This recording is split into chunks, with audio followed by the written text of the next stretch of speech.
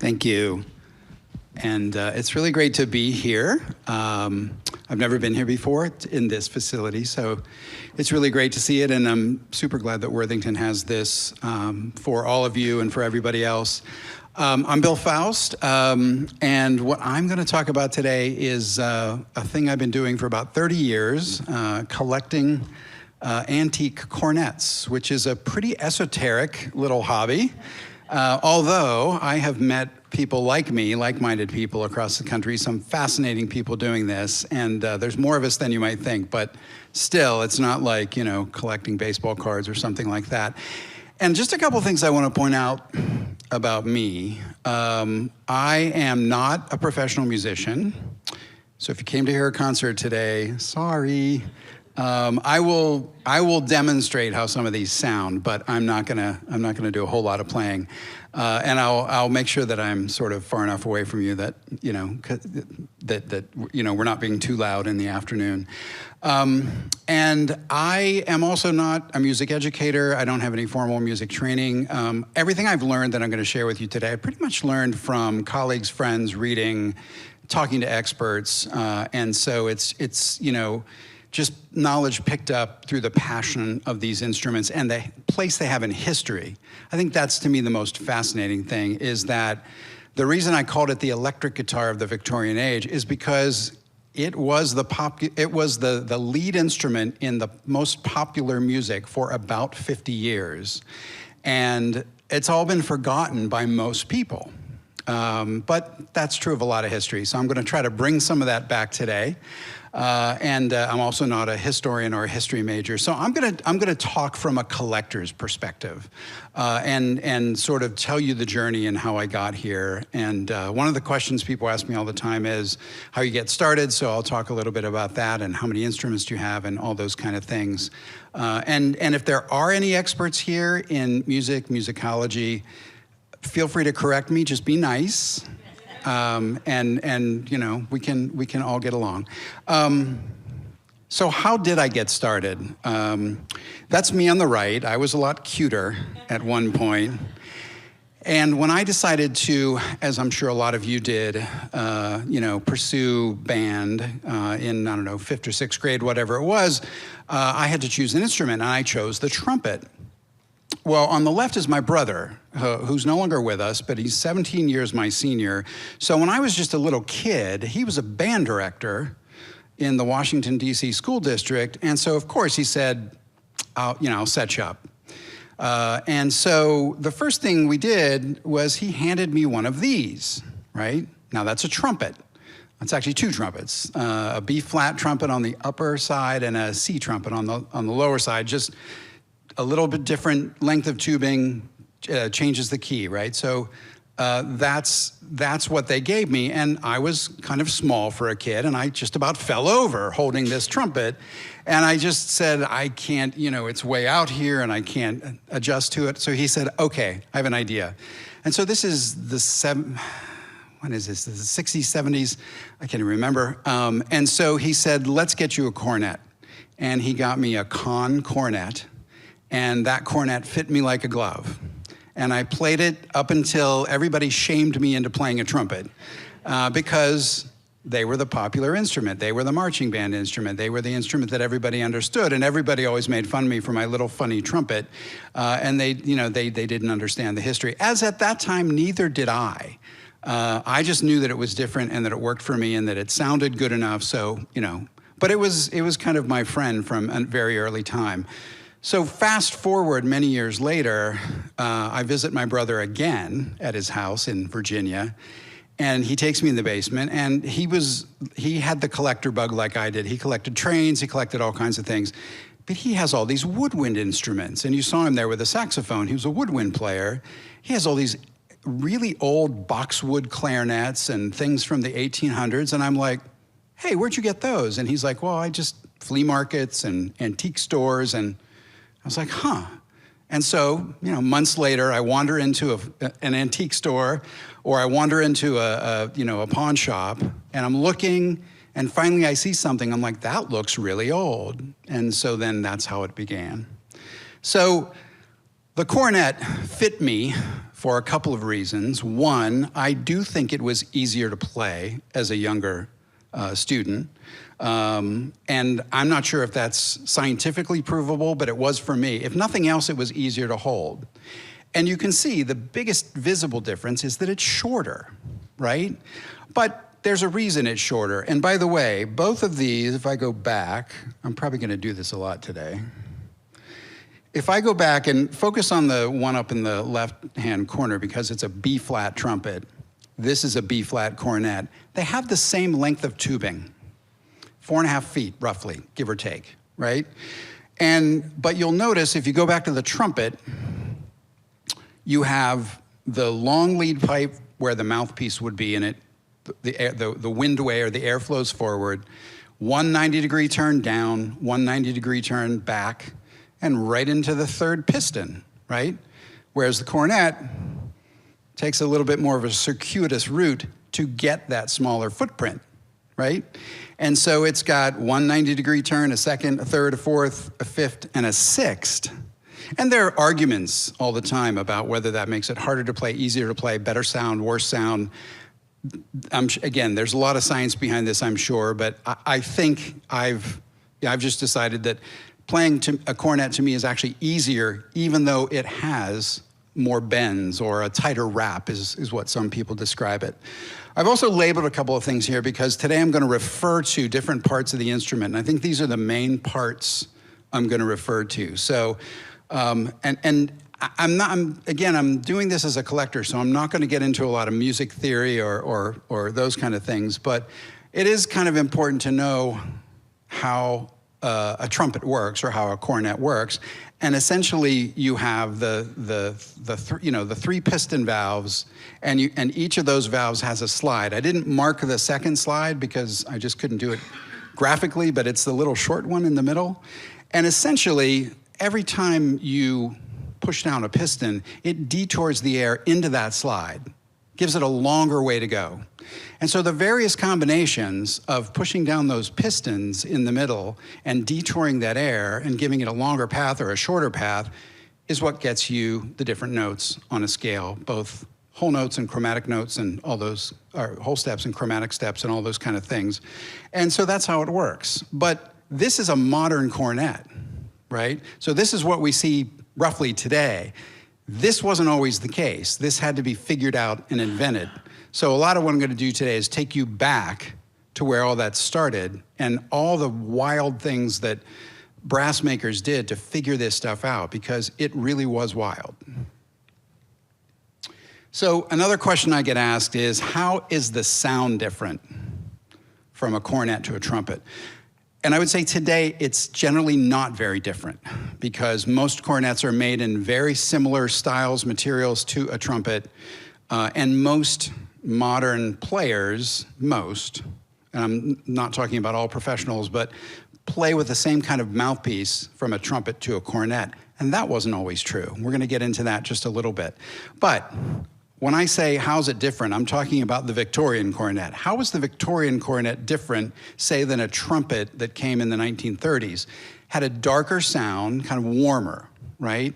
And it was a little bit more horn-like, softer, warmer. Sometimes people describe it buttery, less brash or brass. And in certain recordings, you can really hear that. In other cases, you can't. So it just depends on which variables the player is kind of exercising.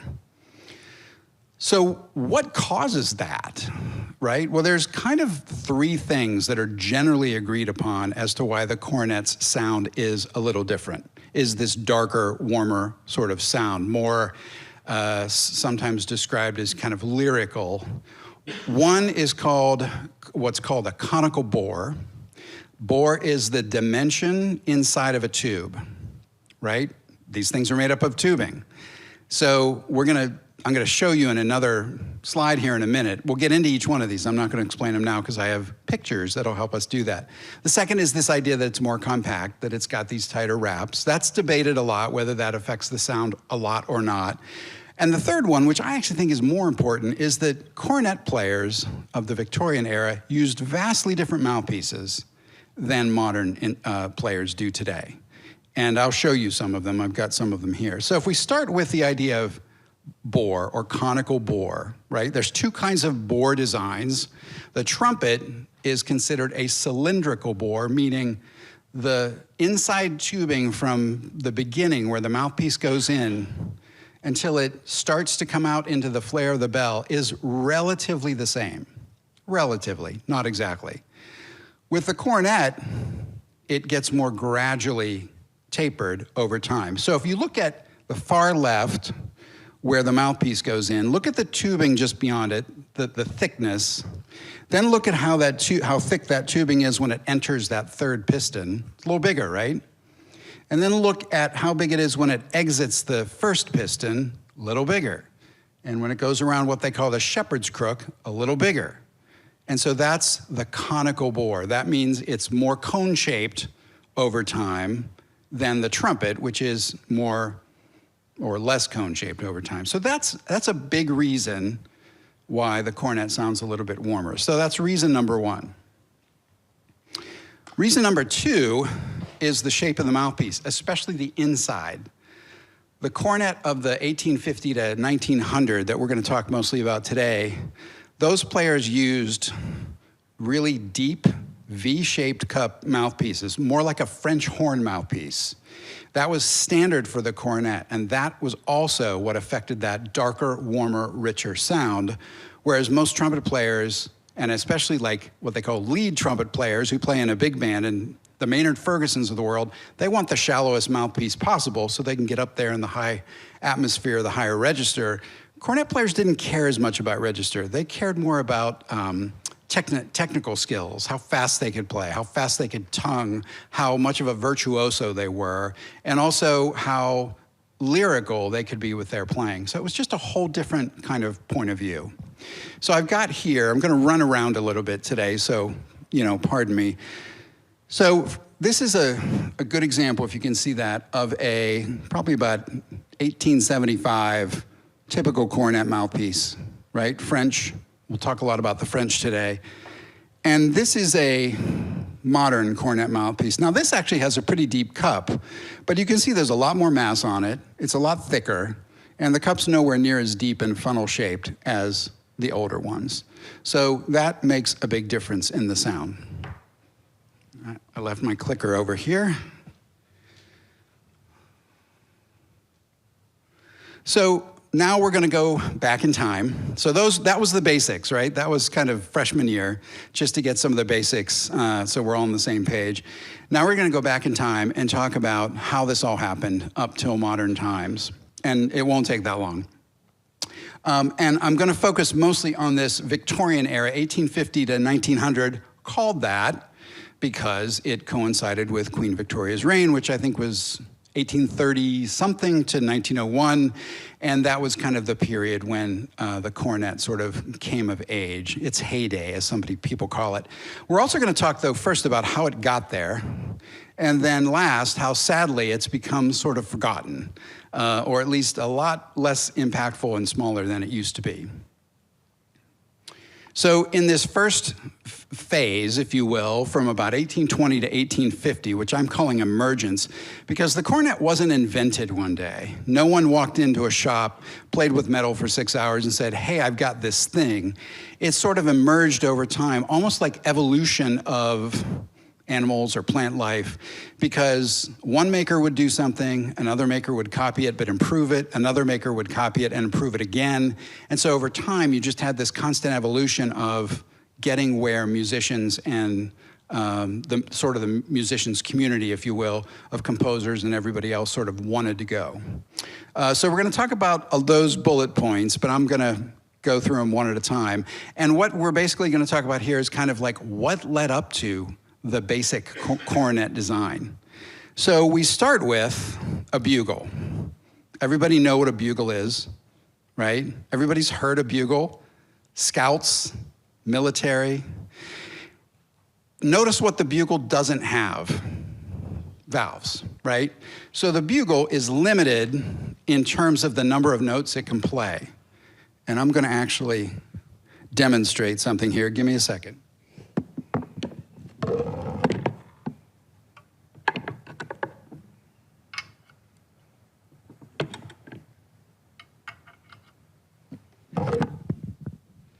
Okay, so this is a cornet, but I'm not going to play it with any valves. To show you, to remind you, I guess, what a bugle sounds like, the tones, what some people call the bugle scale. So let's just do that really quick.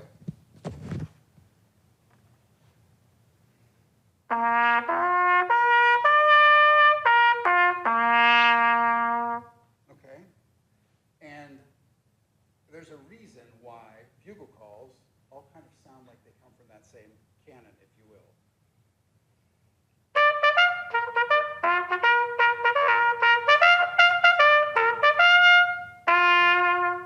Okay, so basically 4, 5, 6 notes that are being used over and over again, because if this was a bugle, there'd be no other way to change it.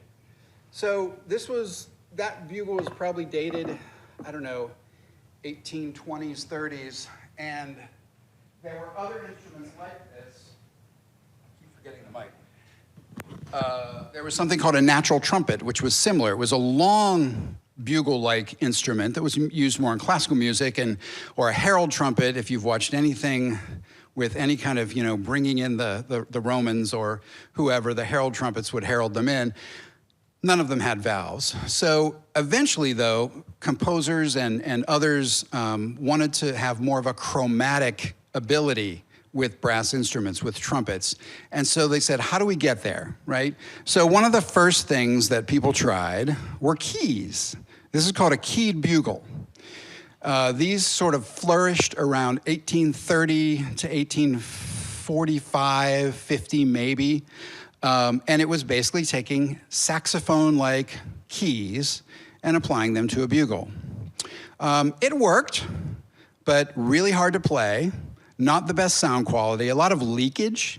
You can kind of understand that, right, from the keys. These, by the way, this is not my horn. I don't collect these, but they're very rare. And if you ever find one, quietly take it home and call me. No, I'm kidding.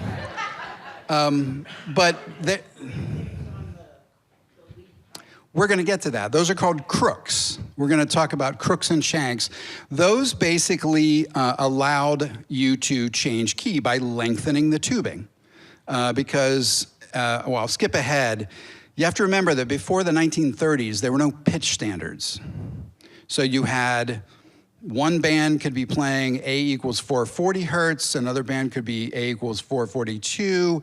So all this plumbing that some of you have seen in these cases where you can make the horn longer or shorter was about two things: changing keys and changing pitch.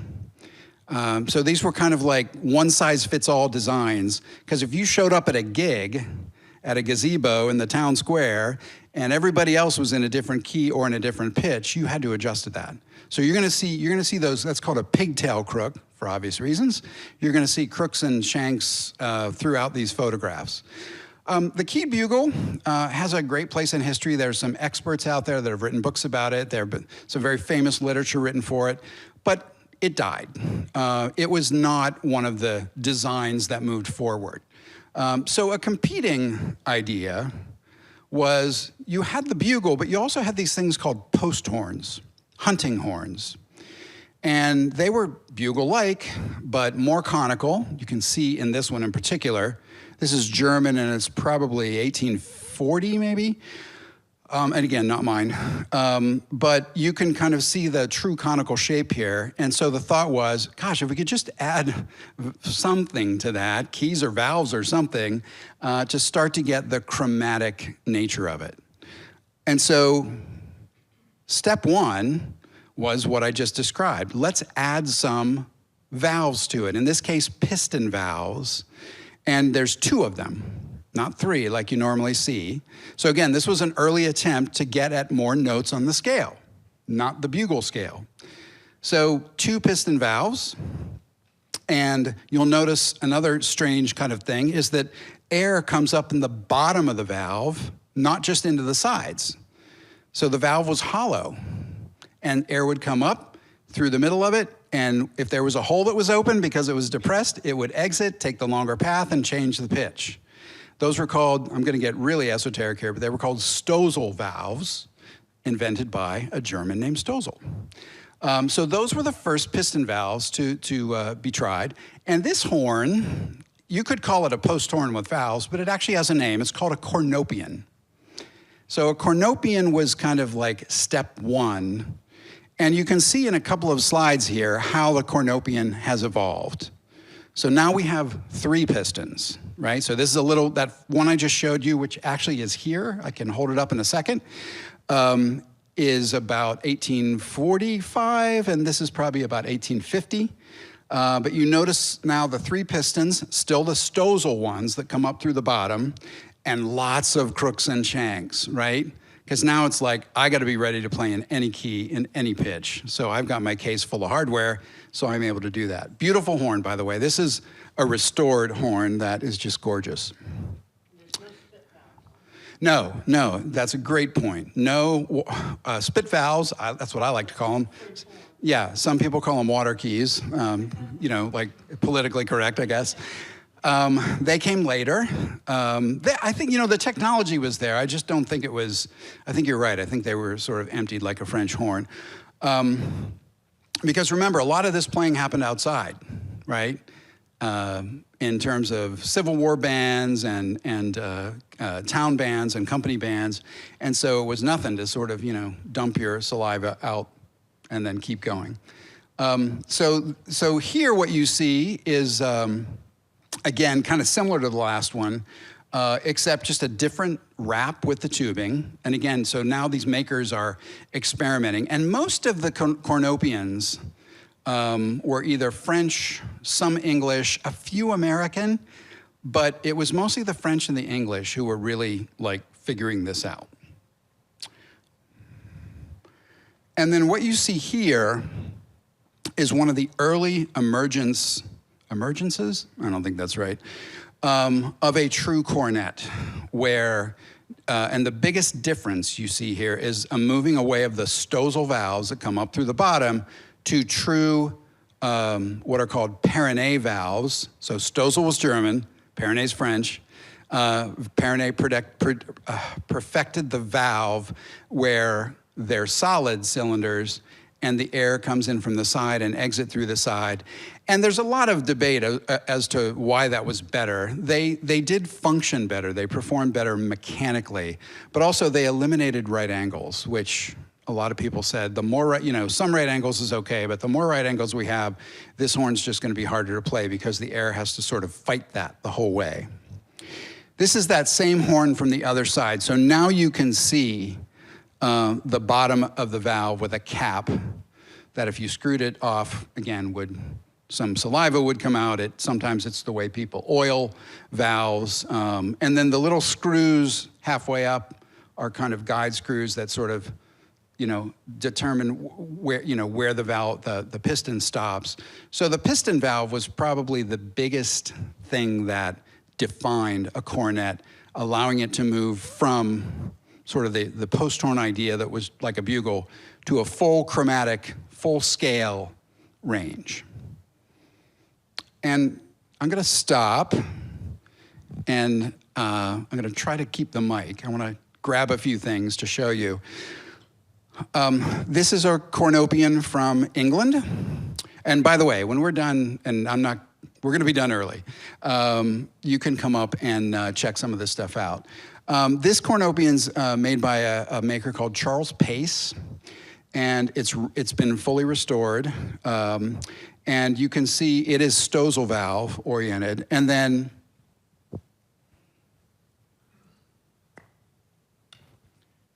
what those caps are, they're just to protect the finger button so that they don't fill with dirt and those kind of things. So they're just, some horns had them, some horns didn't. It was kind of a thing that you had when you didn't rely on the case all the time, but you needed to protect, kind of the moving parts of the horn. So interesting little pigtail wrap on the third slide. Just no engraving, just sort of a simple, it says, improved and made by Charles Pace, 49 King Street, Westminster. Oh, I almost forgot the reason I brought this. Some things die hard. So you'll notice there's a key, like the saxophone key on this horn, right? What's it doing there? It looks like somebody made a mistake. Right here. That's called a trill key or a clapper key. Most of the time, and today, if you want to trill a cornet or a trumpet, you just do it with the fast, action on the valves, the pistons. But there was a school of thought that said, if we have this key here, and you do it very fast, you can get the same effect. But just like the keyed bugle, it leaked, they broke, hard to play. You got 3 fingers on the pistons, you've got your other hand holding the horn, and I'm supposed to do this trill key? It's tough. I've heard people do it magically, of course, but that's another little thing that went by the wayside.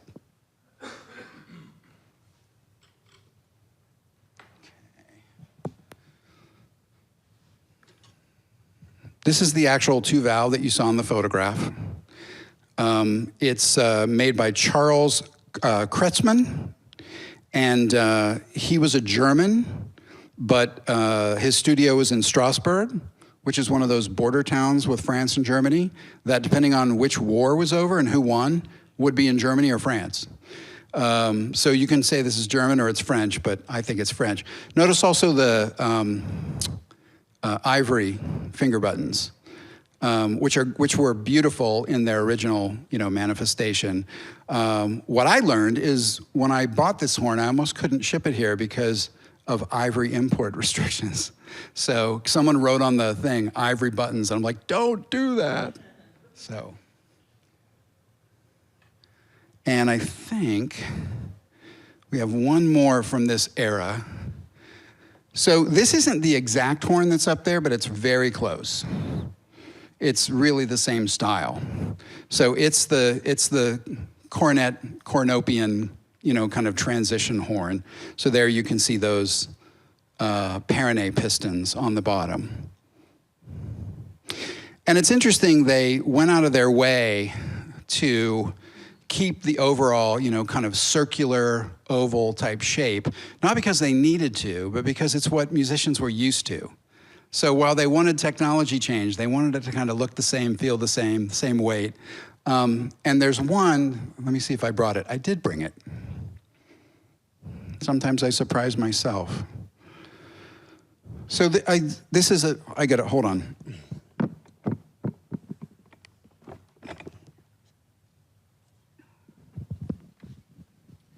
This is a French cornopian made by Courtois, which was a leading maker. But the thing I want to point out on this cornopian is, see this branch of tubing I'm going to point to? No air goes through it. It is purely cosmetic. It is purely there so that it looks like it fits in the category. And they did a lot of that because of players saying, I want something that feels, like it's what I'm used to. I want it to feel the same weight and look the same. And so, but it's interesting, you notice it's sort of a false pipe that comes off the main windway and then sort of dead ends into this brace on the bottom. So now you have to be a real nerd to figure that out, but I am, so anyway. Yep, great, thank you. She's helping me remember all the things I want to talk about. So this is something you see throughout cornet and trumpet history. Again, it's kind of one of those debates that never dies, is should the finger buttons be, in line, or should they be offset like this because your middle finger is longer? And so it's funny because, I remember, I think I have a picture of it later. There's a 1940s or 50s cornet made by Olds, which is a Los Angeles company that featured this offset. And I remember someone one day saying, yeah, they invented that. And I'm like, no, they didn't. Been around for a long time. Some players prefer it, some players don't.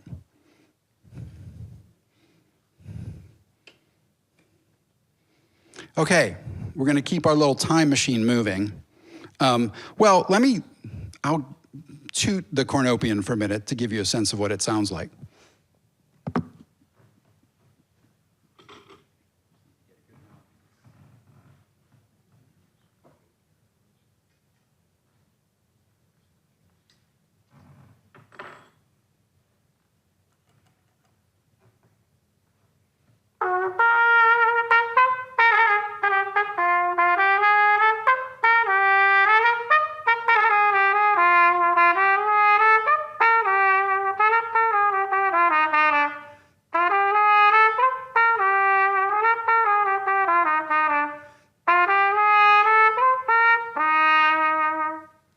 So, kind of sweet, lyrical, and Dixieland. yeah, It well, would be great for a Dixieland. absolutely. And the cornet was preferred, not universally, but preferred for what they call traditional jazz or Dixieland jazz. You saw a lot more cornets. Eventually, you saw people like Al Hirt that weren't cornets, but early on, it was popular for the same reasons. Okay, so that was emergence. Now we'll move into kind of the mature or the heyday of this era.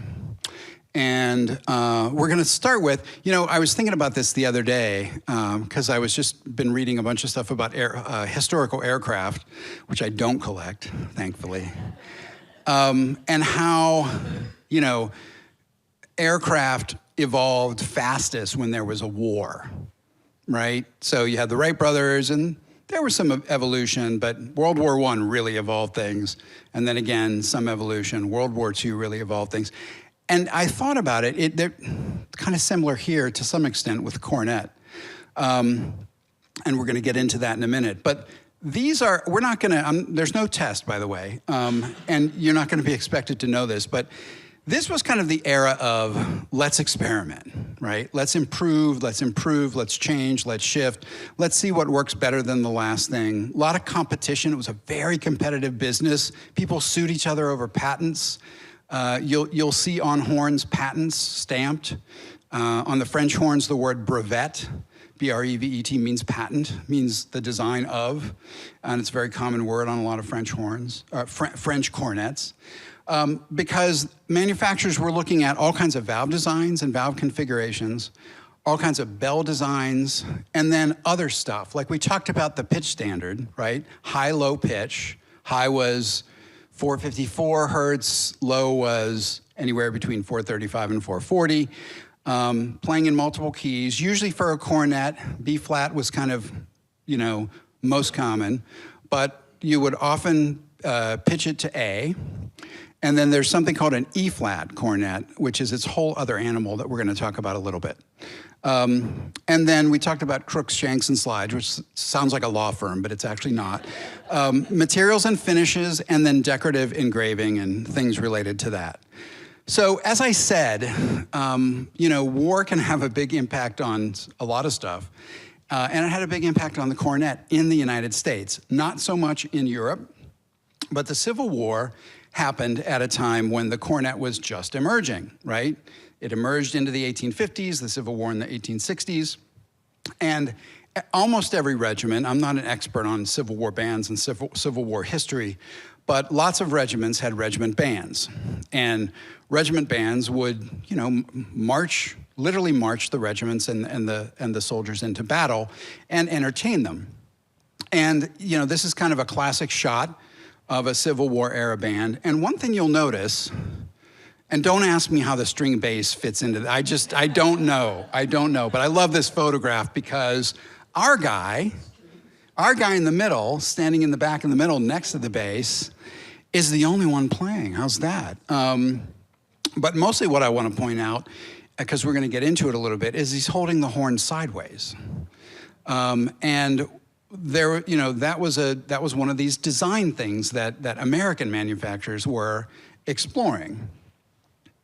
The other thing they were exploring, and by the way, this looks like a vintage photograph and a vintage band. This is actually a recreation band, which are very popular. So these are a bunch of guys today who do this, who play on vintage instruments and give concerts, and then get photographs that make it look like it's 1865.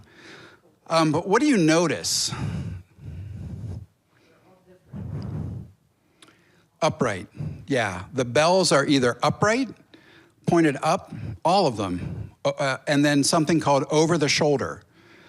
That was because the bands marched in front of the soldiers, and they needed to hear the music. So everything was pointed this way as opposed to that way.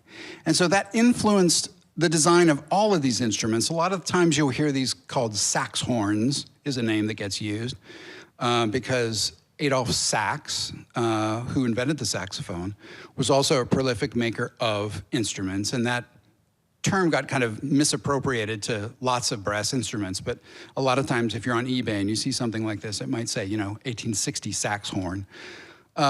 But this is kind of what it did to the cornet. This was sort of one big variation, was kind of the upright bell. And sometimes in a circular form, sometimes not, because you can see on the right, not so much circular, you can see on the left circular. Another new thing that we're gonna talk about in this era is the rotary valve, right?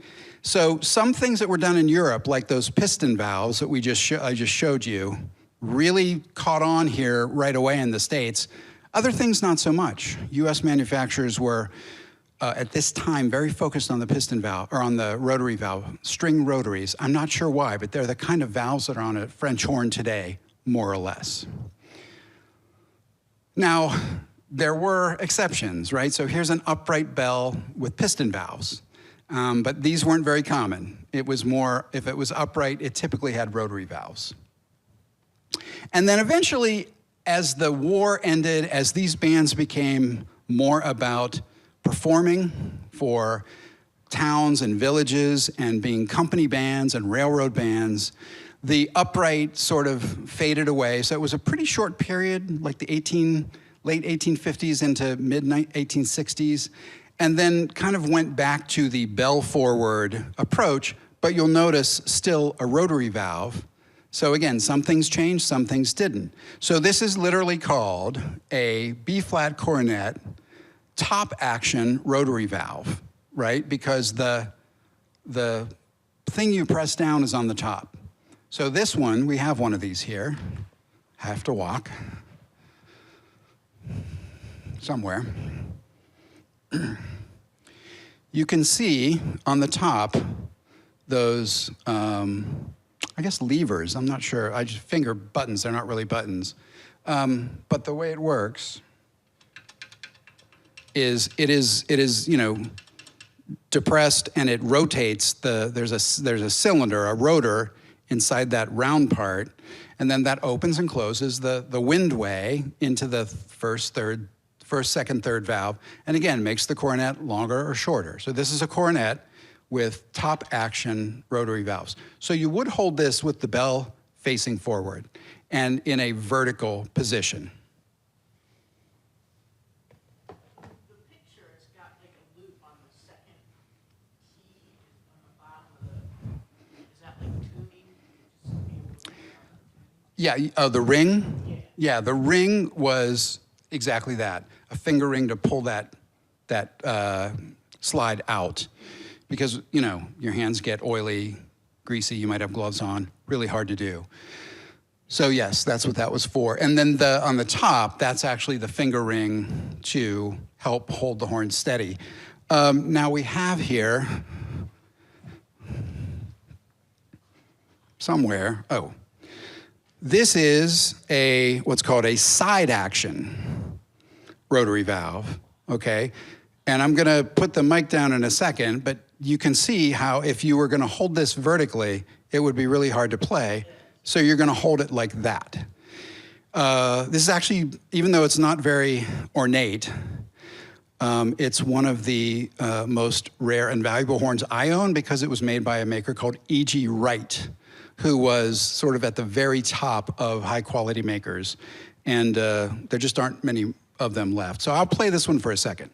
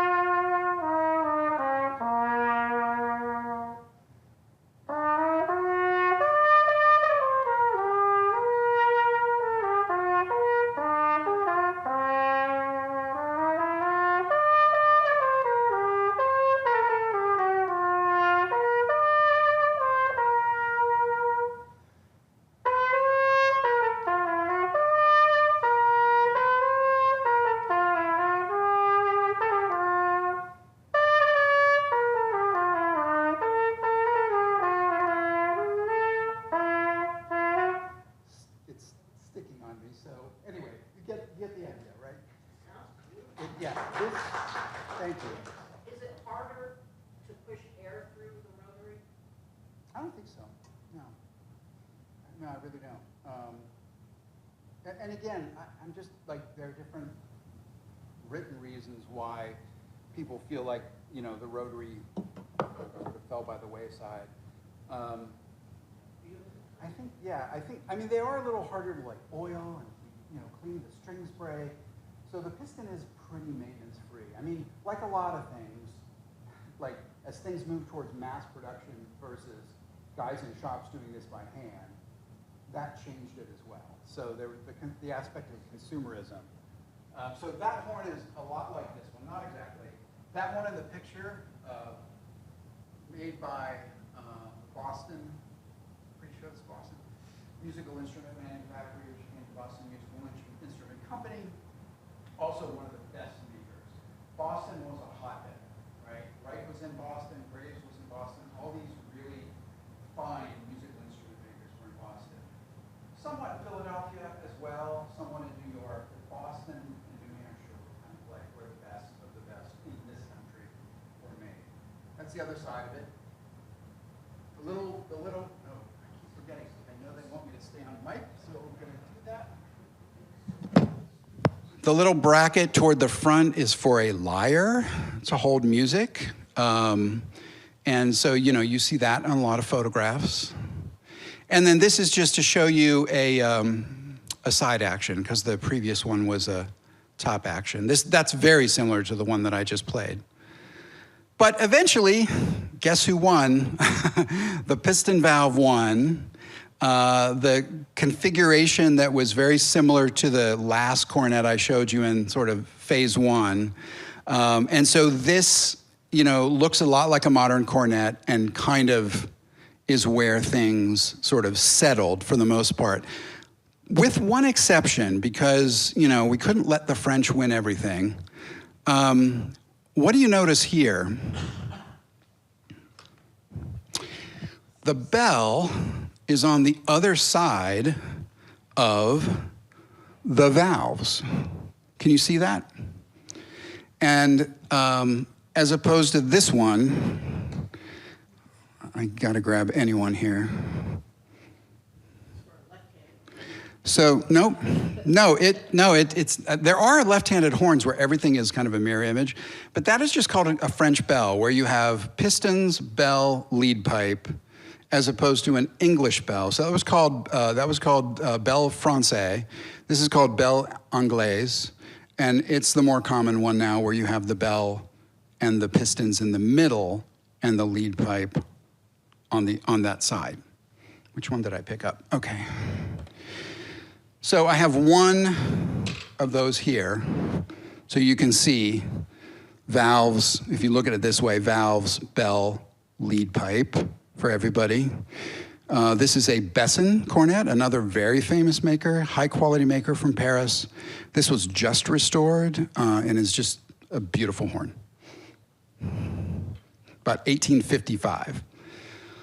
Okay, yes.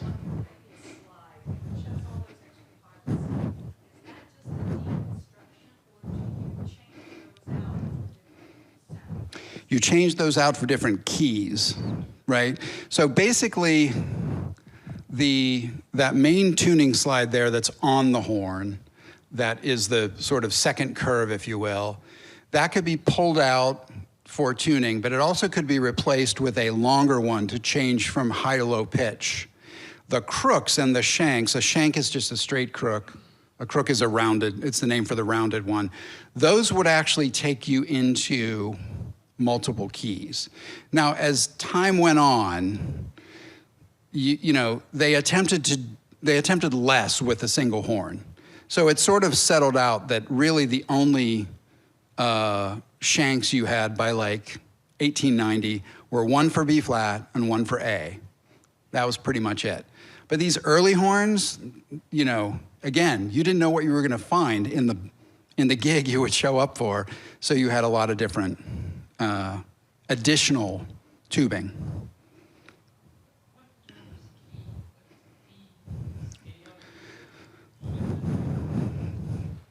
I don't know if I can answer that in an intelligent way. So, what's that? Oh no, it's a very intelligent question. This is where I struggle because I've never had any musical theory or anything like that. I just pick up and learn things. I mean, well, what determines the key is the length of the tubing. So if you lengthen the horn's tubing, it's going to be a lower key. So the longer you make the tubing by either adding one of these, that's really all you can do. You're gonna go down in the scale from B flat to A and so on. If you make the horn shorter, it's going to play higher. So if you look at the fact that there's a shank already on the horn and one laying there, those two straight pieces of pipe, one in the horn already with the lead pipe, one on the bass there. The upper one is the B flat and the lower one is the A. So I played cornet high school, but I learned how to finger it. So does that just take a C and one fingering and it now becomes different? Or do I use E flat? The basic fingering is the same. I'm not a super expert in the B flat. The basic fingering is the same, but it doesn't correlate on the printed page. So if I tried to play an E flat part with a B flat cornet, I'd be off, right? Because they're pitched in different keys. You could have written the music differently, or you could have done this. Am I going to get help? In essence, what that would do was, say, I'm a sax player, you have an alto sax, and it's E flat, Yep. and you had lengthened the tubing, in effect, using one of those. Yep. It would put it into B flat. And be a tenor. Yes. Yeah. And you'd still have the same finger. Yeah. So you wouldn't have to transpose. Right. Right. And I've got a couple of E flats here. I'll show you them and play them. Well, let's do it now. So one of the things, if you look at that horn, no, that's not. Oh, yes, it is. So this is an E flat cornet, right? So what you'll notice is it almost looks like a trumpet because it just has that first 90 degree and the second 90 degree, but it stays small.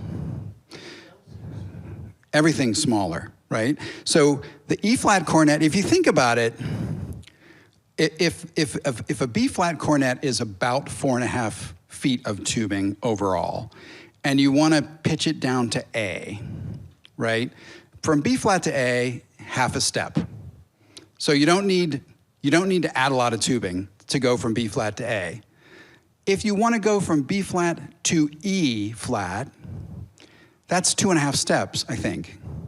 That's a lot. And you have to get rid of a lot of tubing to get there. So they said, okay, there's no way we can have one cornet to do all that, hence the E flat cornet.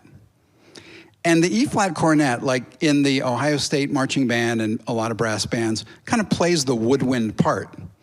If you've ever heard a fully brass band do Stars and Stripes Forever, the famous piccolo solo, is done usually by the E flat cornets, you know, and I'll play one right now. I struggle, but I'm going to do this. So, no, I'm not going to play that. I'll play something patriotic, but not that. So I'm just going to play a couple of notes on the B flat first.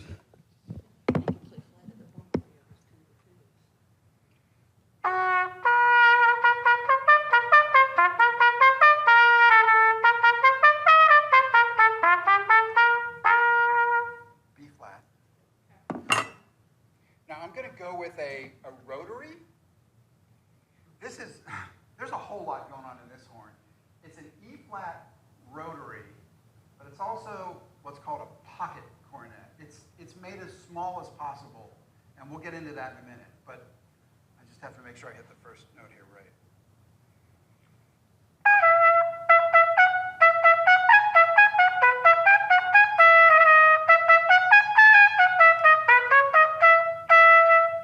So I played the exact same fingerings, but you notice that it was way up high, right? Because it's shorter, and so like the alto sax, it's pitched higher. And so the E flats came in both the rotary and the piston variety. It's almost like a bugle. Yeah. Okay, let's keep going. Lost my mic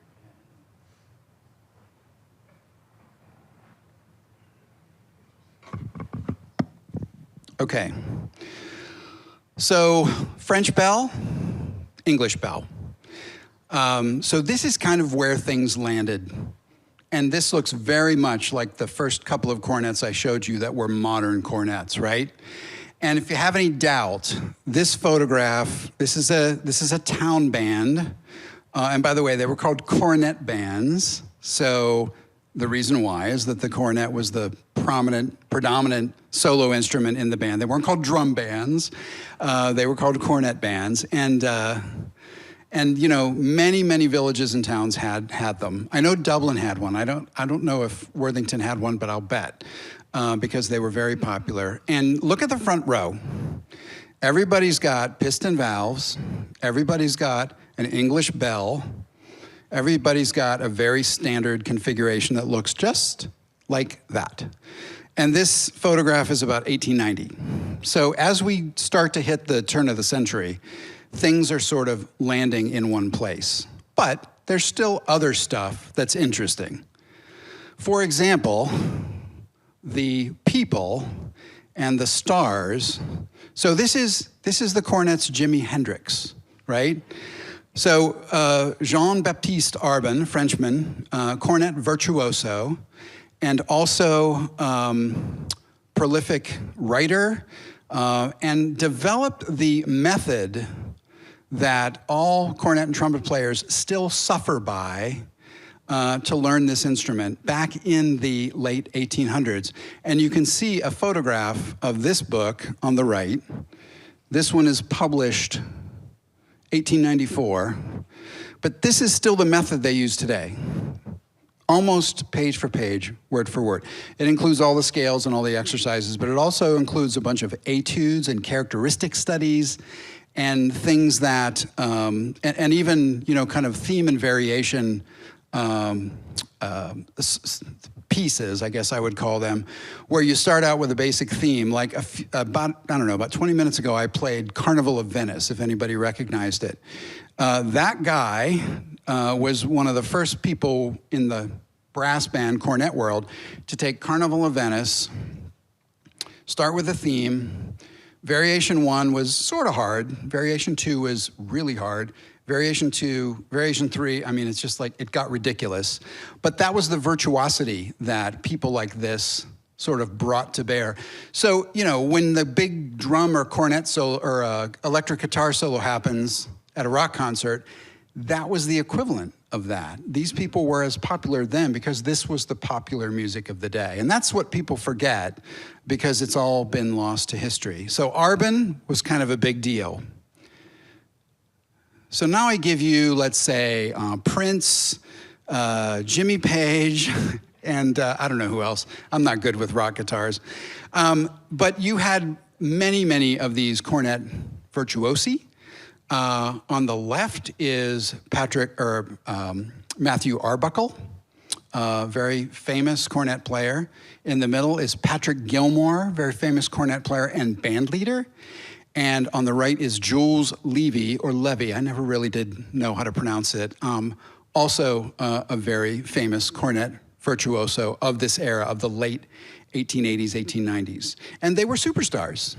People knew about them. When they were coming to town, the town gazebo area, the park, would be filled up waiting to hear these virtuoso players with their bands. Now, I'm not going to take you through all this history, but what's cool for us geeky cornet collectors is some of the horns associated with these people still exist. So this is what's called a presentation cornet. And on the bell, you can barely see it, but right by the pistons, it says, you know, given from P.S. Gilmore to M. Arbuckle.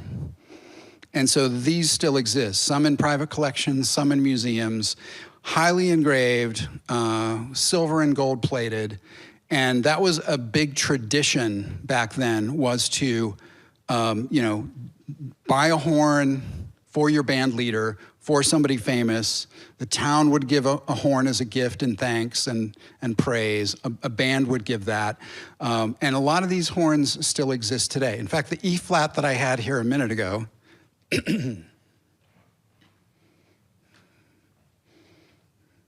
you can see how engraved this is. It's a Besson horn from France, but it's highly engraved. And on the very bottom it says, presented to J. Henry Gardner by the ladies of Flint, 1874. So the ladies of Flint were probably a society group. J. Henry Gardner was probably a band leader who played E-flat cornet, or a cornetist anyway. And so this was obviously a very formal gift that was given to him in gratitude for something. And another one, so this is, and by the way, these are both Courtois cornets, which is a French maker, which we'll talk about in a second. This was the one presented to Jules Levy. So this is the Jules Levy Arbon cornet. Again, very famous amongst cornet people. Some of these are in museums and private collections. And then, in addition to the dedication, the presentation, the sort of engraving, bejeweled, if that's the right word, you know, the ornamentation on these, the custom ornamentation was, yeah, the bling. This is Taylor Swift's cornet. No, I'm sorry. It was very common to do that, again, for a presentation horn, for what was known as an exposition horn. So in the 1890s, height of the Victorian era, beginning the Industrial Revolution, there were worldwide expositions, global expositions, the Paris exposition of 18 whatever, the Moscow, and so on and so forth. And manufacturers would bring their best stuff and exhibit it. And, you know, their best stuff meant it probably looked like this. Now, it better play well, too, because they were all, like, graded and judged. But on a lot of these horns up here that you'll see, it'll say, like, Grand Prize winner, Paris Expo 1885, right? Now, it didn't mean that that particular horn in your hand was the Grand Prize winner. It meant that that maker won the prize that year, and so they could brag about it, and they bragged about it by engraving it on the bells of the horns.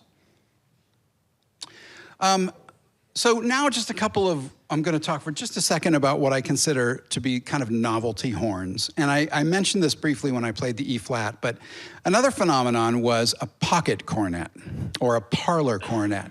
This is the same length of tubing, believe it or not, just wrapped as tightly as you possibly can. Why? Because, again, you never knew when a concert was going to break out. Seriously. And so you might literally be at church and they need you. You might be at a friend's house and someone comes up to the piano and everybody's going to sing. And you've got your cornet literally in your pocket, or at least easy to carry. So pocket cornets were kind of a rage. They still exist today kind of more as trumpets. And sometimes people use them for practice cornets. They take them on the road and things like that. But the vintage ones are they're quite fun. And I've got one here today that is English, and I think it's cool because not only is it small, but it's circular, as opposed to that one. So this is made by Metzler of London, and it's a circular pocket cornet. And you can notice the bell is also kind of oblong, oval shape. And so very fun, very cool. And ironically, this was restored by a guy named Mark Metzler, who I'll tell you about in a little bit. No relation. Okay. Another novelty was what was called an echo bell cornet. And I've got one of these here today, and I'm actually going to play this one so that you can know what it was for. It was basically a sound effect horn. And again, if you think of the day and you think of these concerts and events and things like that, it kind of makes sense, but I'll play this and you'll see if you get kind of what's going on here. I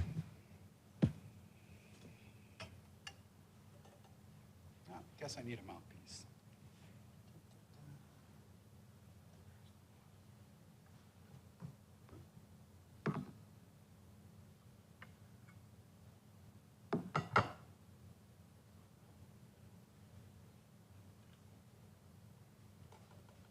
Okay, so imagine, a little sad news here, but.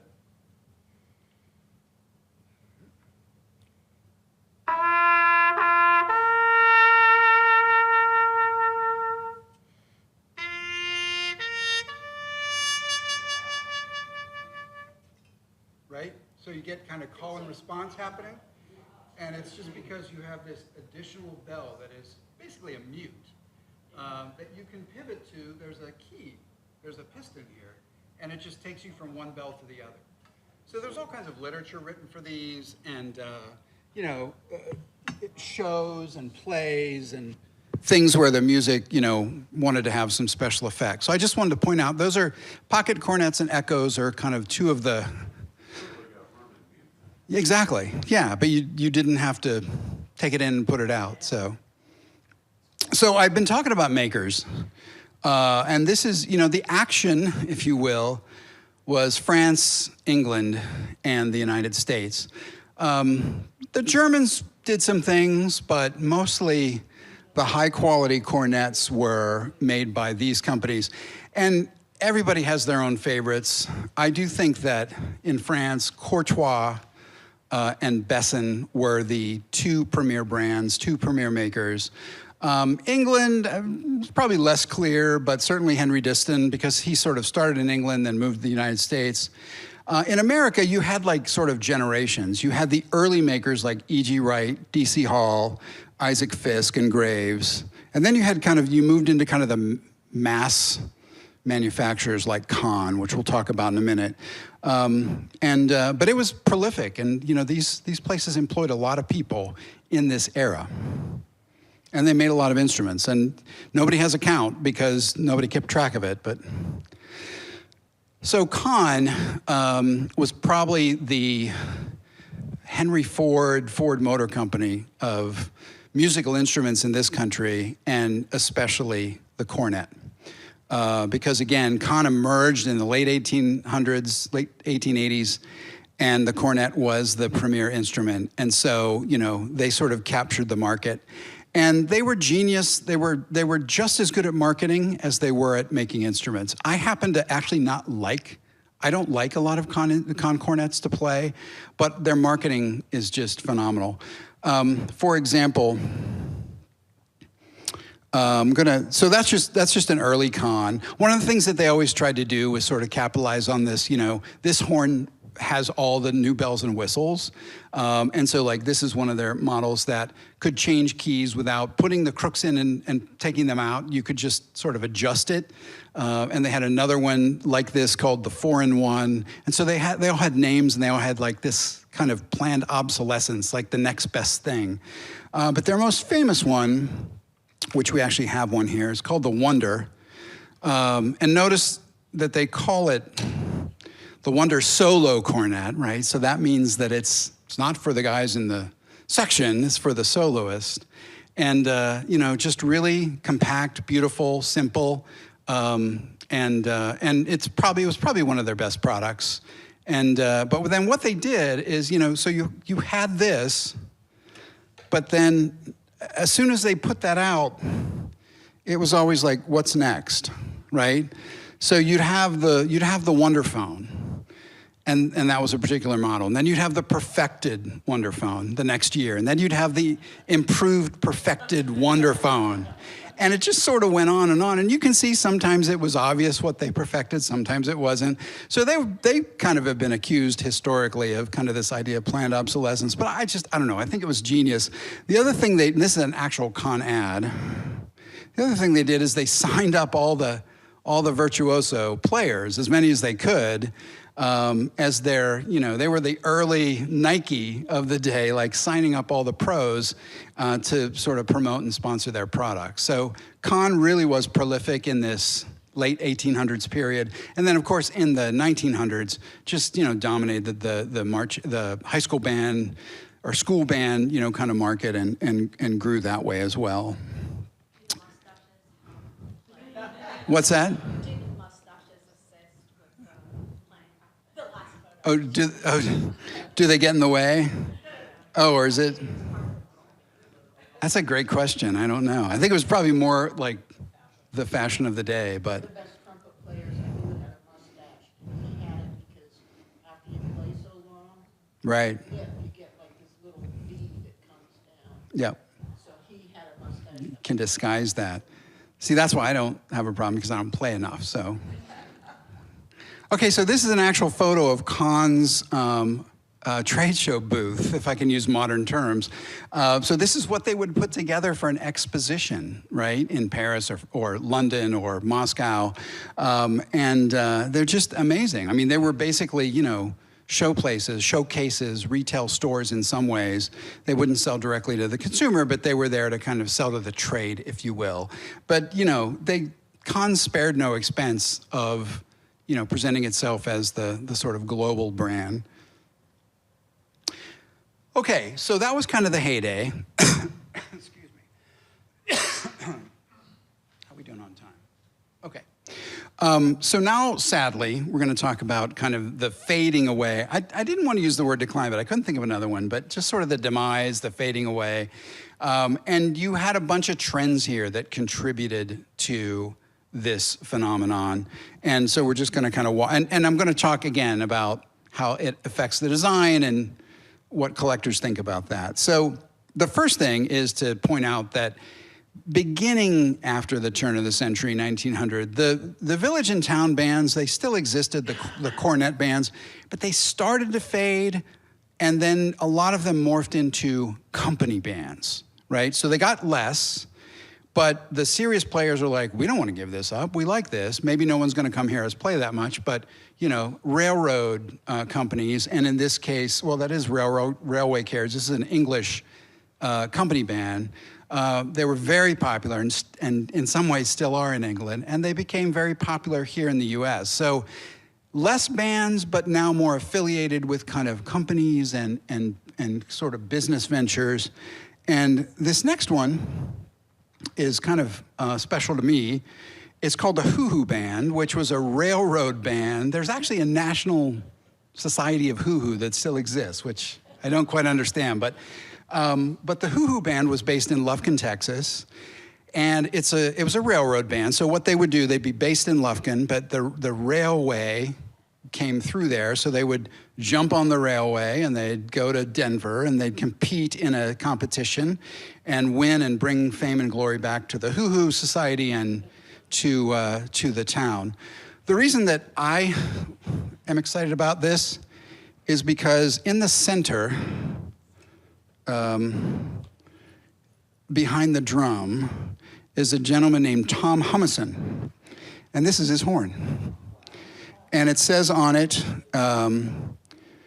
it's hard to read under the lights exactly, but presented by, or presented to our beloved director, Thomas A. Humison, by members of the famous Hoo Hoo Band, July 1904.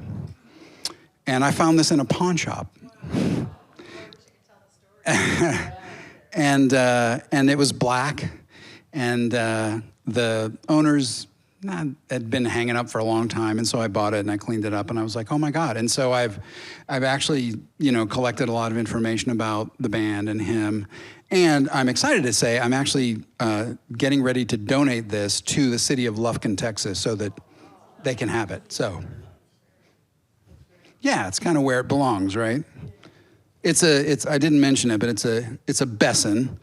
It's an English Besson. Besson was from France, they were from Paris, but they opened a factory in the late 1800s in London as well. So you have one's made in England and one's made in France. So that's the town bands. And then you had publishers, music companies that really weren't instrument companies, but got into it because it was so big and so popular. And I know we're talking about the demise, but you know, now we're seeing like maybe a move away from serious musician artisanship to marketing and mass manufacturing. So now you have publishers like J.W. Pepper making, you know, contracting out and getting some horns made for themselves and then importing horns from Europe, especially from places like what is now the Czech Republic. And, you know, there were different, you know, kind of manufacturers that would do a lot of what they called stencil horns. That meant that they would, you know, private label is what it's called today. they would let you sell the horn under your name. So some J.W. Pepper horns, if you find them, are actually made by the company, but most of them were imported. And the reason I include this in the demise is because it's kind of moving away from, again, the virtuoso sort of artisan kind of area that it was, very popular, to something that's becoming more of a commodity. And nothing spells commodity like Sears Roebuck. So Sears, being smart, put cornets and other brass instruments in their catalog. Also being smart, came up with the brand name Marceau, right? Not because they're from France, because they're not, but because the French were the premier makers, right? So this is classic private label. This is limited brands, right? This is the kind of stuff that, yeah, exactly. So anyway, like people will always email me and say like, oh, I've got a DuPont or a Marceau horn, and I'm like, yeah, it was made by Sears, sorry, or imported by Sears. They get excited. But the thing that really, really signaled the demise, or maybe caused the demise of the cornet, was kind of the jazz age, and especially the big bands. Because big bands favored the trumpet because it was loud and brash, could project over a dance floor of screaming kids, and it just became the sexy horn. And the cornet just couldn't compete. It was also, the cornet was associated with a different kind of music, more, more, rural, if you will, and more, less kind of modern. And so that affected it as well. And endorsement and what stars used, like Louis Armstrong. He played a cornet at a very young age and then quickly moved to the trumpet. And through his whole life was associated with the Selmer Company, another French company, and famously played Selmer trumpets, some of the best trumpets that were made in the 30s, 40s, and 50s. But you also had Harry James, and you had other, Cat Anderson and other trumpet players who, kind of were very famous trumpet players and not a lot of famous cornet players. Now,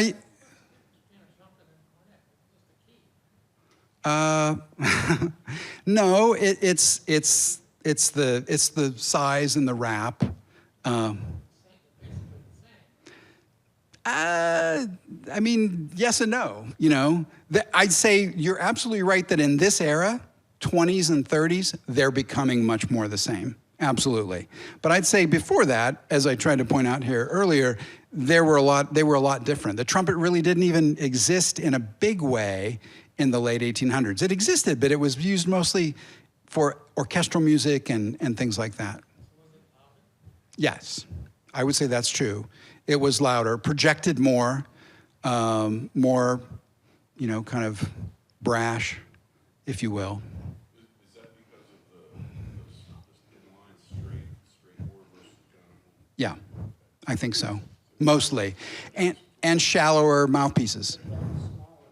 Yeah, smaller bell, shallower mouthpieces, and trumpets were made out of heavier brass, which again, the more mass you have in a brass instrument, the more it projects.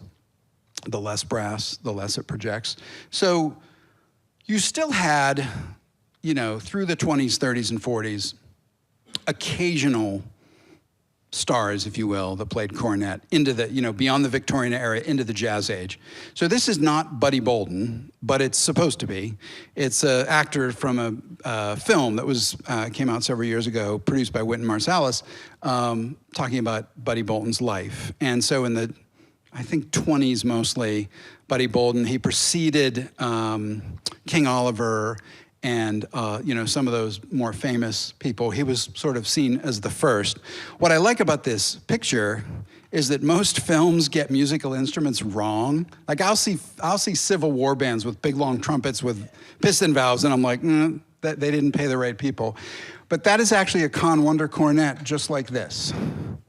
It's a slightly different version, but it's basically what he's playing. So they got it right. And I'm sure they did research on what horn he used. You had other people, so now we're into the 20s and 30s, Bix Beiderbecke, very famous cornetist. Now notice, he his cornet almost looks like a trumpet. So you're right. The cornet is becoming more trumpet-like now. It's becoming longer.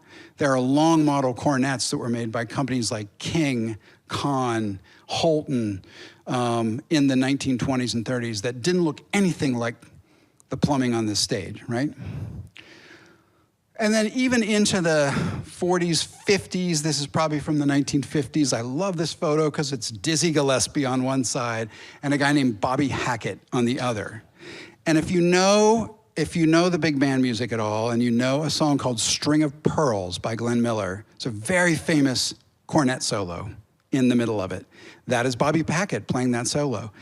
And he wasn't even with the band full time. They just kind of brought him in for things like that. But he's playing a cornet into the 50s.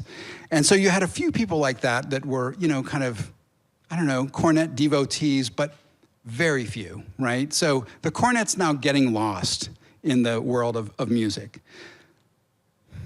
So I'm only going to talk about a couple of horns from this era. I think the one company for me that was doing interesting things in this era, let's call it the 40s and 50s and maybe 60s, is a company that was based in Los Angeles called Olds, F.E. Olds. Frank Olds was actually a trombone player, but started making brass instruments in the late 20s. And I think did some interesting cornets. This is a cornet from the 1940s called the Super Recording. It's somewhat conical.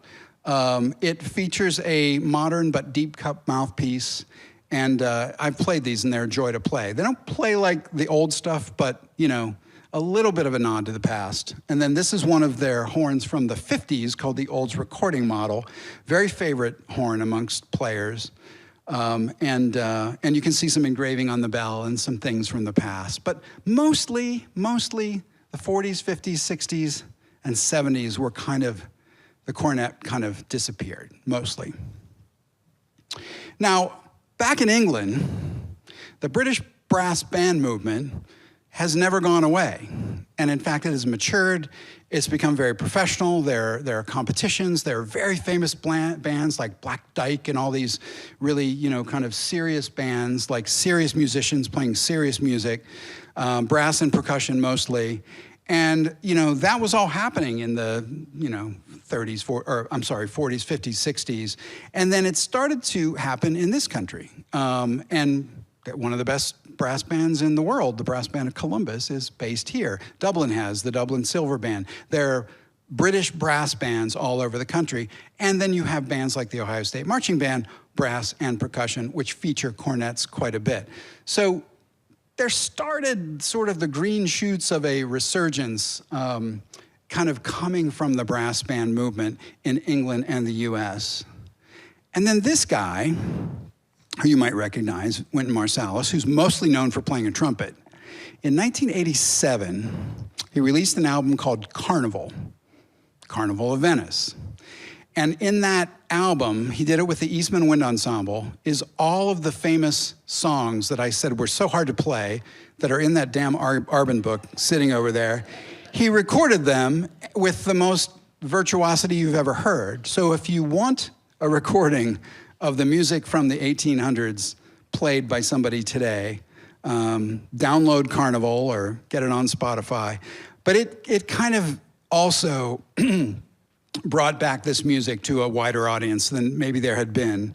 And then I don't think it's a coincidence that brass band movement, Wynton Marsalis, 1990. So his album came out in 1987. 1990, first year of the Great American Brass Band Festival in Danville, Kentucky, which has been going strong ever since, right? And I think, you know, this is where a lot of different bands compete, exhibit, play, and it's a great festival. If you've never been, I highly recommend it. It's not that far from here. And so I think now you're starting to see like an interest in Civil War bands and string rotaries and recreation bands and British brass bands. And so because of that, there's been a little bit, not a lot, but a little bit of, you know, recurrence of some interesting designs. Right, so this is a modern cornet, not made anymore, but it's definitely a 1980s, 90s, early thousands cornet, designed by a guy named Zig Canstuhl, who grew up professionally at, guess where? Olds in Los Angeles. So this was made under two brands, Benge and under Canstool. And what I like about it, you see it's more conical, right? You can see the sort of triple shepherd's crook, front and back, and just a very kind of Victorian design, or at least nods to a Victorian design. Now, if you want to go one step further, this is a modern horn made now by an Italian company called G&P, and that's a B-flat cornet, again, three shepherd crook sort of nods, and even other things like the really flat finger buttons, and then the drain kind of nipples on the bottom, which you saw on a lot of Victorian cornets, but never on any modern cornets. So they sort of got inspired clearly by the Victorian cornet to make this, 2024 product, which you can get today.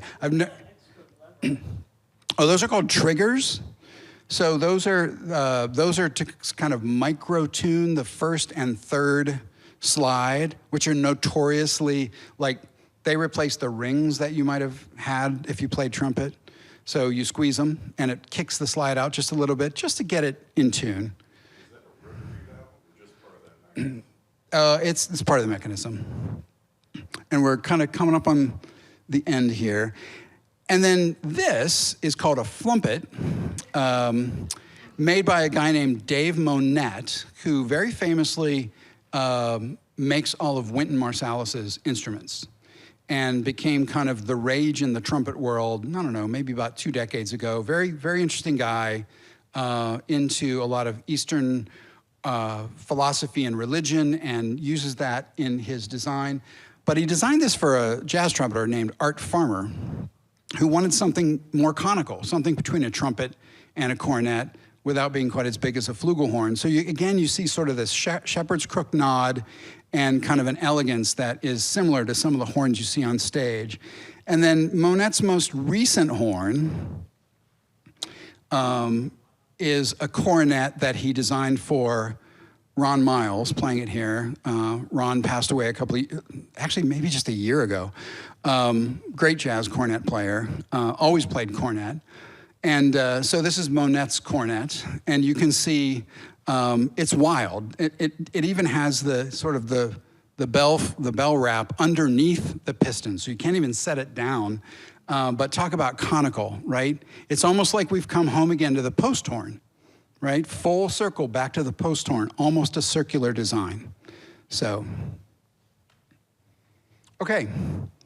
So if anyone cares, I'm going to go through these really quickly, but there's a few things that, if you're interested, and I can email these to anyone or whatever, a couple of things that if you want more information. First of all, a collector's journey, people you meet along the way.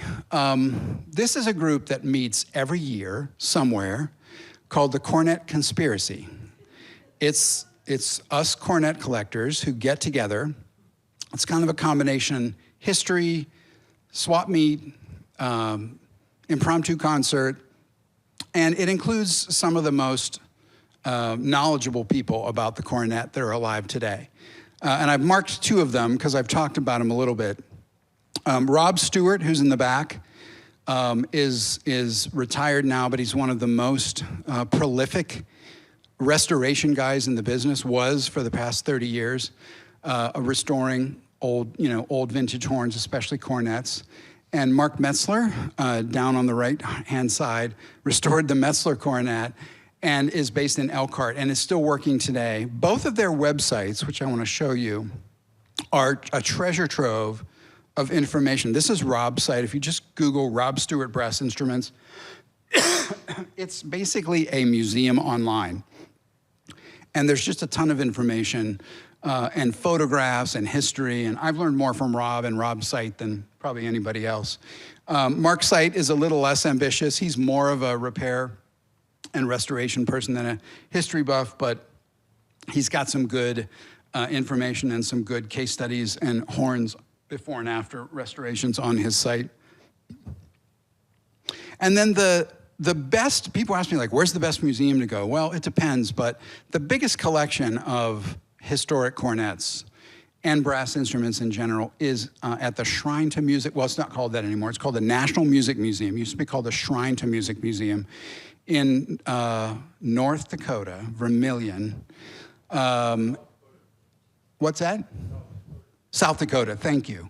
See, I knew somebody would get me. Thank you, I'm happy about that. And one of the reasons it has so much is that there was a doctor and his wife, Joe and I think Joella, Utley, from North Carolina, who collected high brass winds for decades. And they were both doctors, so they probably had the wherewithal to buy a lot of stuff and get it restored. And they amassed a huge collection, and they bequeathed it to this museum. And so all of the Utley collection is at this museum, as well as other things. So if you ever want to make a pilgrimage, it's probably the place to go. And as a matter of fact, there's no textbook for this class. But if there was, it would be this book, which is, it's edition, or not edition, it's volume 4 in a 5-volume set of books that kind of chronicle brass instruments from the beginning to the modern day. This one is called The Heyday of the Cornet. It's pricey, but it was written by and researched by a woman named Sabine Klaus out of the UK. And every single thing you want to know about the cornet is in this book. So I just brought it along for fun, but you don't have to buy it. I did it again. And then last, there's another, so now who are the next generation? Because a couple of the guys I mentioned are retiring.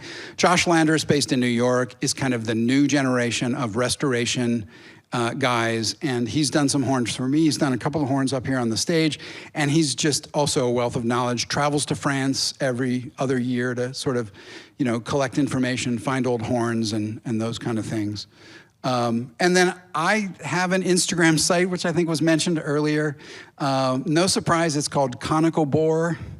And there's no content other than photographs, so I just post horns, players, and by the way, see that photograph on the left under the player? That's this horn before it was restored. So you can kind of get a sense. And it was in part, so it was sort of, that photograph is kind of staged so they're all together, but that's what a good restoration guy can do. And you don't have to follow me, and then my website where I list the collection is also conicalbore.com. So I think that's it. Unless you have questions, which I'd be happy to answer, and then if as long as you're careful, come on up and look at stuff, that's fine. Yes? You've mentioned restoration a lot. Typically, with other kinds of antiques, restoring something diminishes its value, but obviously that's not the case here. Yes, the question was, if you restore it, does it diminish its value? I'd say mostly no. I'd say mostly here, it increases its value because most collectors, including me, are players to some degree. And so if you can, without kind of compromising the integrity, if you can make a horn playable, if you can bring it back to playability, then it makes it more desirable. Now, if it's a horn that has historic significance and restoring it is going to sort of infringe on that, probably not. So So is it legit in this world to, the equivalent of going to an auto parts junkyard and finding pieces and parts from different places to complete an instrument? To some extent. So there's very few people who do this who really know how to do it. No offense, but your average local band repair person is not going to know enough historically about, certain kinds of brass and weights but most of those people that do it, like Rob that I mentioned, Mark and Josh, over the years have collected, they'll take what they call donor horns that are beyond saving just for parts. And when they can't do that, so remember these, where'd they go? Oh. So remember these finger button covers? So Mark Metzler made these from scratch. They did not come with the horn, but he had photographs and other horns where he could figure out exactly what these should look like. So, great questions, love it. Yeah. Oh man, stumper question. I don't know. I don't know, but you could probably Google it. But the string material, I mean, I don't think it was, average string from, the kitchen drawer. But I also don't think it was anything super special because it served a really limited function, So you didn't want something that was hard to get. It basically, connected the moving part of the rotor to the center part of it, or to the part that you press. And so I don't think it was a really special kind of material, but it probably had to be strong and possibly coated with something. But no one's ever asked me that. It's a great question. Don't know. I wonder what percentage trumpets now. My dad had a trumpet, probably got it in the 1920s. Played in the marching band of Illinois in the early 30s. Anyway, was almost a student of Oppenheimer, by the way. Anyway, that's another story. It was silver, it was a cone. What percentage was silver coated? And it did tarnish. Oh, yeah. Like silver. Yeah. I would say, of the 1850 to 1900 cornet, probably, and I'm really guessing here, but I'm going to say like 60% to 70% were raw brass, right? Where you could polish it, but there was no lacquer. They didn't lacquer back then, and there was no silver plating, because silver plating was expensive, and if you were just an amateur musician, you maybe couldn't afford it. There was also gold plating. There's a lot of gold-plated horns out there, but I would say today the majority of horns, well, maybe not the majority, but like it's either lacquered brass or silver plated. There's been a little bit of a resurgence in raw brass, especially from that guy that I mentioned that did the Flumpet, Dave Monette. He sort of popularized, like Winton's horns look like they're all tarnished because it's raw brass. There's no lacquer on it. But I would say, so I back in the day, I would say it was more raw brass than silver. Yes. Rob Phillips, Buckeye Brass and Winds. Yes, it just took me a minute because I had to. And a guy that works for him, Corey, I can't remember Corey's last name, but he has a guy that works for him, Corey something, who, he's not at the level of some of the folks that I mentioned, but he's good. He's good enough if you have an old horn. If you had a museum quality horn, you might want to, just get multiple bids from different people, but yeah, they're pretty good locally. And then Mark Metzler's just in Elkhart, not that far away. Everybody uses UPS, so I use all kinds of different people. Yeah.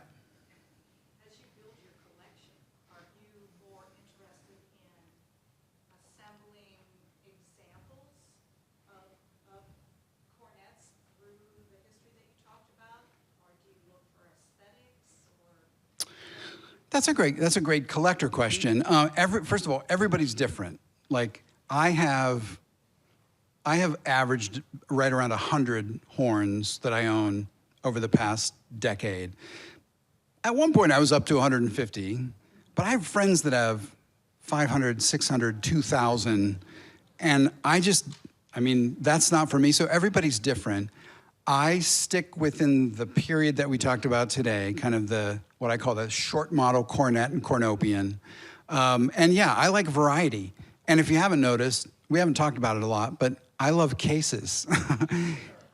I love cases and kits. If I can find something that's a full kit, I'm super excited. Other people, they could care less. They're like, it's just gonna fall apart, it smells, my wife hates it, blah, blah, blah.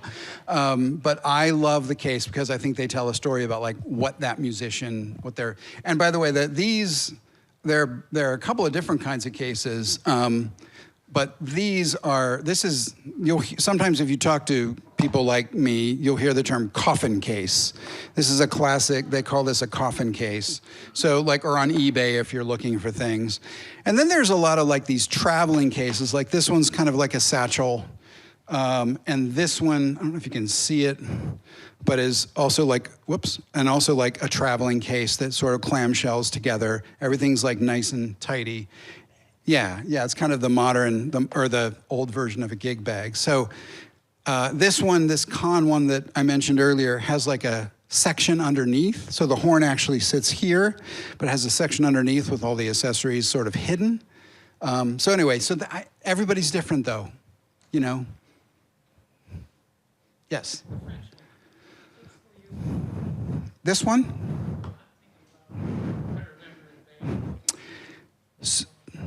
Yeah, so what this is it's not a French horn, but it's a rotary post horn. So remember the post horn slide I had at the very beginning? They eventually did put valves on a post horn, and this is kind of what it looks like. But you're right, it's essentially a baby French horn, you know, in all intent and purposes. And I just have it because I love it. It's, you know, it's small, it's circular, it's cool. I actually didn't bring the mouthpiece with me today, but it's rotary. This one is actually German. What's that?